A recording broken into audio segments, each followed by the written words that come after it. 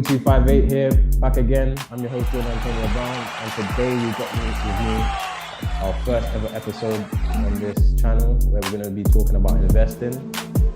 Haven't thought of a name yet. I might name it after our guest who we have on. Probably something like "Don't Go Broke" or something like that. You know, Go Broke. Yeah. Yeah, it's a good name, maybe. But today we have with me Jay Money, the owner of Souls. Yeah. And yeah, we got him on to talk about investing. How are you doing, bro? How are you? Yeah, not bad, not bad. Had a busy weekend, but there's no football on this weekend, so ready to get into it, man. So I see you got a top on. What is that, your club? It's my second club. It's obviously I'm Irish, so it's got to support Celtic. You know, Catholic, obviously there's a whole divide there with Rangers, Celtic. So yeah, you're probably I mean, until the season's done, I won't talk too much in it. Yeah, I see Rangers, they dropped points yesterday, so Yeah, exactly. I think we're 1 point behind now. yeah, so you guys are stepping up the chase on them. Yeah, We're talking about football. So who's your first team? Who's the first team you support? Unfortunately, it's Arsenal. Yeah, unfortunately, it's Arsenal. Yeah. So Yeah, we're not doing too bad at the moment, but it's pain. It is pain. who was the one who actually got you supporting them? Was it a family member or was it Thierry Henry? You know what? I don't actually remember exactly how, but the first memory I have of watching football is the '98 World Cup. So it probably was Thierry Henry, to be fair. Fair enough. Yeah, he did his thing as a young boy in that tournament. That was probably where he came out as a young talent, and I think he got picked instead of Anelka. I think Anelka stayed at home for that one, and it was him and Trezeguet who went there. Get into your brand. Tell the people what it is and what you do exactly. How did it start? Okay, so my business is where I basically started all my social media stuff from. So Sold Souls is a sneaker reselling business, and I mostly built it up over social media. Posting pictures, posting memes about shoes, stuff like that, just growing that brand, and it's become like a really successful business for me. And on the back of that is where I started giving, say, first it was purely tips about reselling shoes, but then people started picking up, like I knew loads of other bits and pieces as well about business, just about like side hustle, stuff like that. So I started making content around that. Then again, people started picking up, okay, he knows about crypto, he knows about stocks. So I started talking about investing as well, saving money, just things in general to help people, kind of manage their money better, I guess. Yeah, it makes sense. You do a great job. I followed you. I can't remember how I came across you, but I was like, wow, I've never seen someone so young. And when you see somebody around your age, I'm not quite sure how old are you. 27. Okay, 27. I'm 25. When you see somebody who is around your age doing what you're doing, it's very inspiring to be like to yourself, he's my age, so there's no excuses. And that's basically what you say.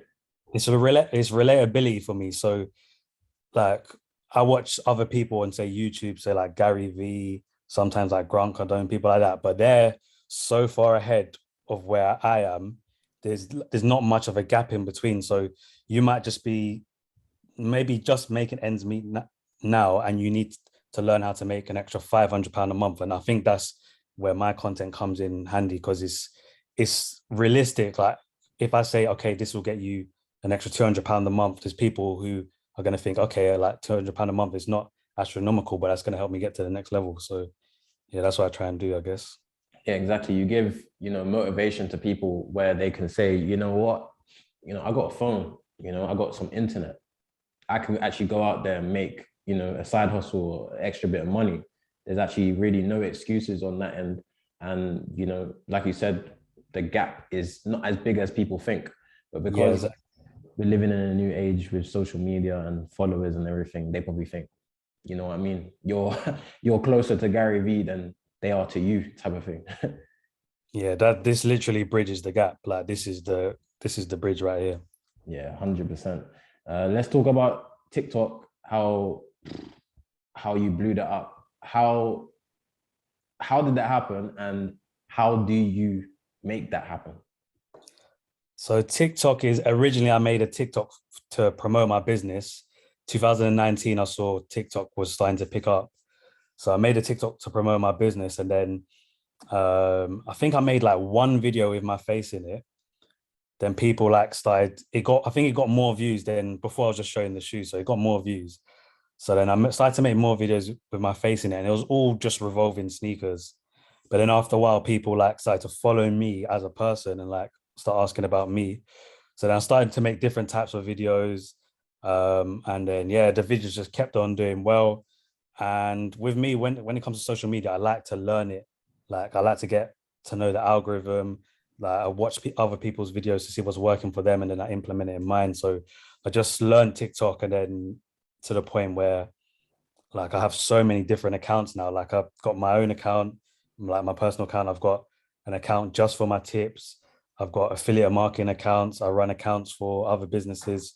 So yeah, I just learned TikTok inside out really. And I think if you're trying to build your business or your personal brand, then you got to jump on it. Yeah, 100%.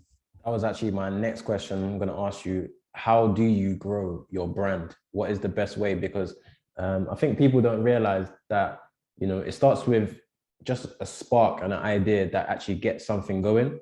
And like you said, you started with sneakers and then it evolved into, putting your face out there and whatnot. Um, you know, talk about the importance of having multiple streams of income also, and how do you get to that point of growing your brand? Yeah, so when people start a business, usually, like, say, for the people we're talking about, they're going to start with no money, really. Like, you might have saved a bit of money from your job, but even if you save that money, imagine you save 10, 20 grand, most of that's probably going to go into stock or something similar to that. And you won't even have a marketing budget, but TikTok is literally free.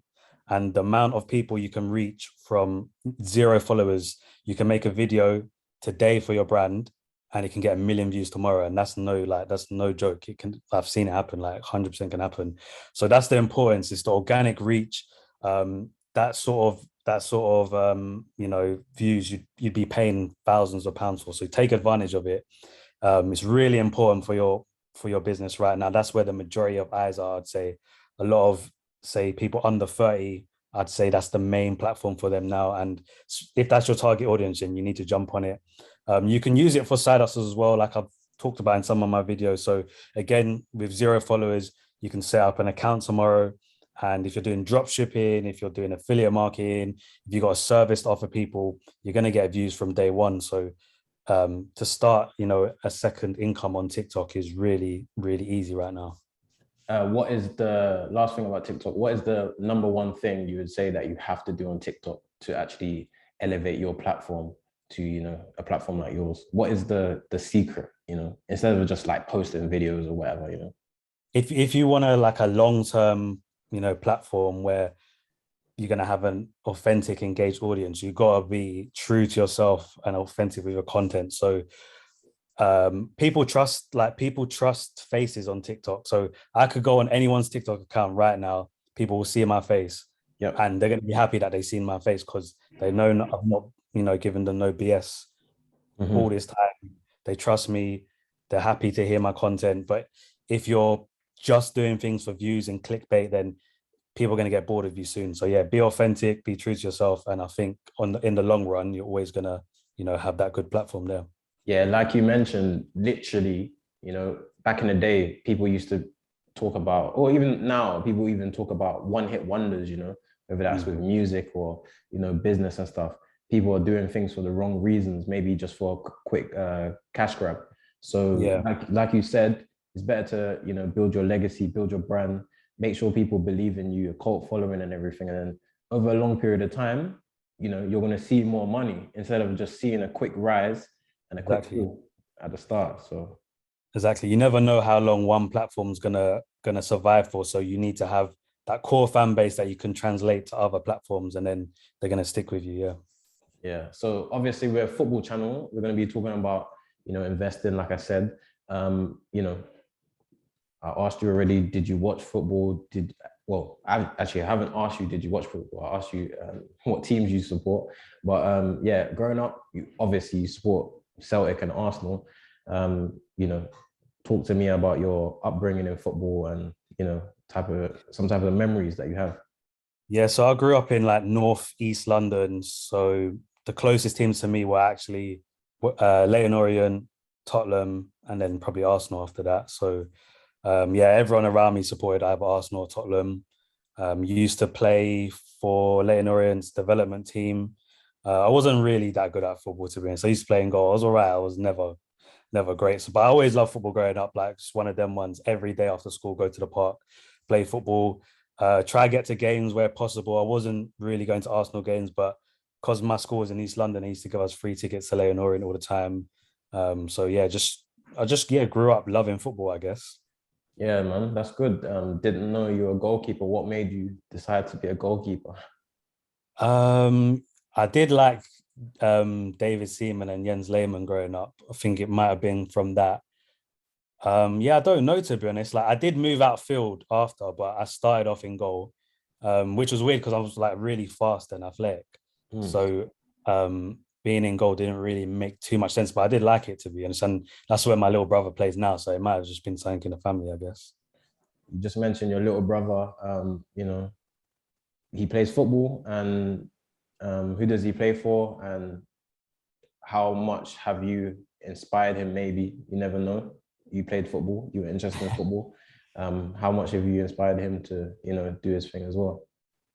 Yeah, I don't want to admit it, but he's much better than I ever was. So I don't think I had him. But yeah, no, he plays for Boreham Wood right now. He's come up through there. I think it's called the Pro Based Academy, Mhm. and he's a goalkeeper. So he's on the fringes, but he's been on the bench for a lot of the league games this season.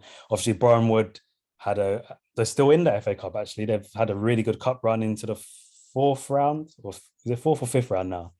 They're into the latest round anyway, the FA I think Cup. fourth So round, fourth round. yeah, yeah. So it's really good to like see the club he's playing for. You know, just they got further than Arsenal. So like Yeah, that's it's my crazy. team. That's my team right now. That's my team right now. So, but yeah, I hope he's learned from me, like money wise, because he has worked for me, you know, in the past. But now obviously where he's playing football, he's not really he's got to focus on that. But I feel like he's learned a lot for me. So if hopefully touch wood he does, you know, have a long career in football and he knows how to manage his money, then I guess.